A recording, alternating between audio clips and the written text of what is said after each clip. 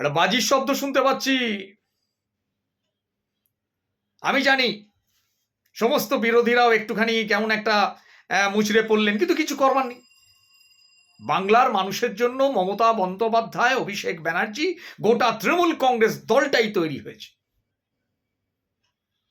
তাই সর্বোচ্চ আদালতে যখন তৃণমূল কংগ্রেস মামলা করে এবং সেই মামলার রায় যখন বাংলার 11 কোটি মানুষের সপক্ষে যায়, তখন বাজি তো পড়বেই, পড়বে না?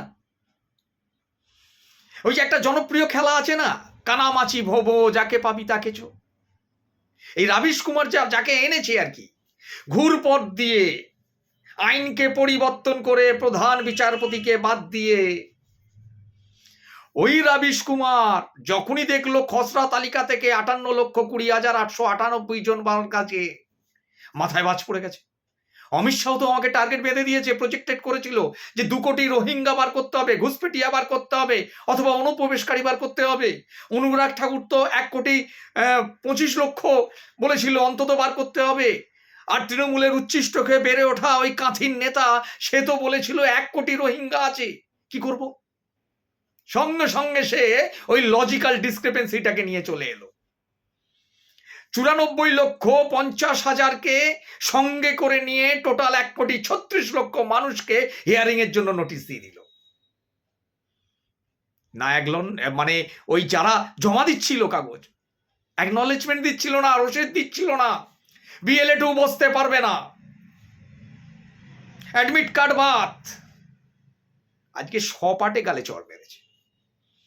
সর্বোচ্চ আদালত জানিয়ে দিয়েছে তোমাদের এই খেলা চলবে না। বাংলার মানুষের নাগরিকত্ব কারবার জন্য তোমাদের এই কুচক্র, এই ষড়যন্ত্র চলতে পারে না।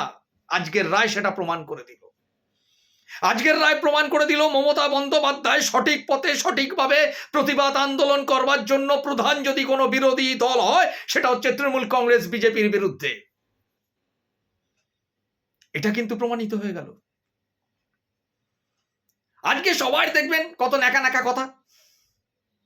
সুপ্রিম কোর্ট কিভাবে দিল ঝামা ঘষে, বলে দিল BLA-2 সেখানে প্রবেশ করবে।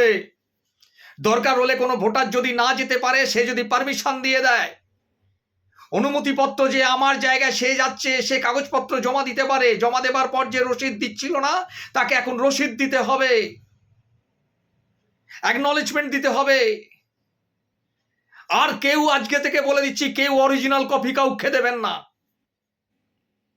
এবং ওই যে লজিক্যাল ডিসক্রিপেনশন যে লিস্টটা, যে গরমিলের লিস্টটা, যুক্তিগ্রাহ্য গরমিল, যেখানে বাবা মায়ের সাথে 15 বছরের পার্থক্য, ঠাকুরদা ঠাকুমার সাথে 40 বছরের পার্থক্য সামনে এনে, যেখানে আজও ভারতবর্ষের বুকে বাল্যবিবাহ প্রথা এখনো কিছু কিছু প্রান্তিক গ্রামে আছে, সেইখানে এই সমস্ত কথা মানায়। তাকে সামনে এনে একটা ষড়যন্ত্র ছিল, সেই ষড়যন্ত্রের মুখোশটাকে সামনে উন্মুক্ত করে দিল।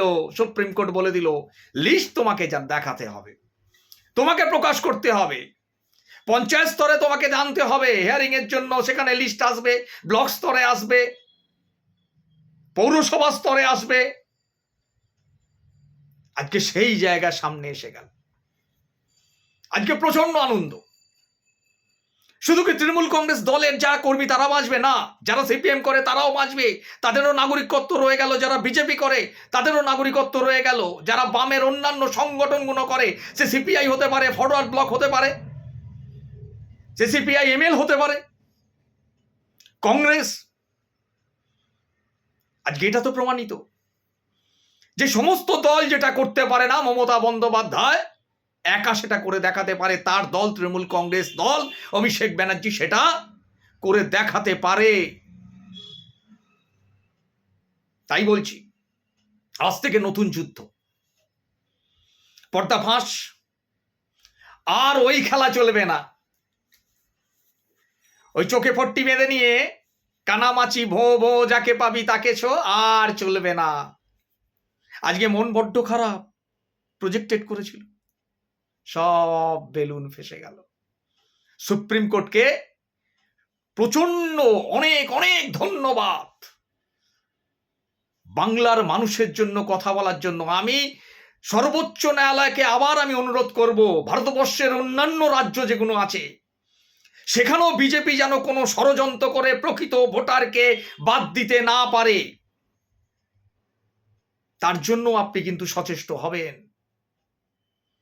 এই বিএলওর সব আসছে না, সে ডবল ডবল ফটো তুলে যাচ্ছে, সেটাও জিজ্ঞাসা করুন। আমরা জিতছি, আমরা জিতবো। ওই যে অভিষেক ব্যানার্জি বলেছে না, আজকে কোর্টে হারালাম, আমরা এপ্রিলে গিয়ে ভোটে হারাবো। আমিও সেটাই বলি, আজকে কোর্টে হারিয়েছি, কালকে মানুষের মন থেকে তোমাদের বার করে দেবো, বাংলাতে কোনো তোমরা জায়গা পাবে না, এইটুকু মনে রেখো। জয় হিন্দ, জয় বাংলা।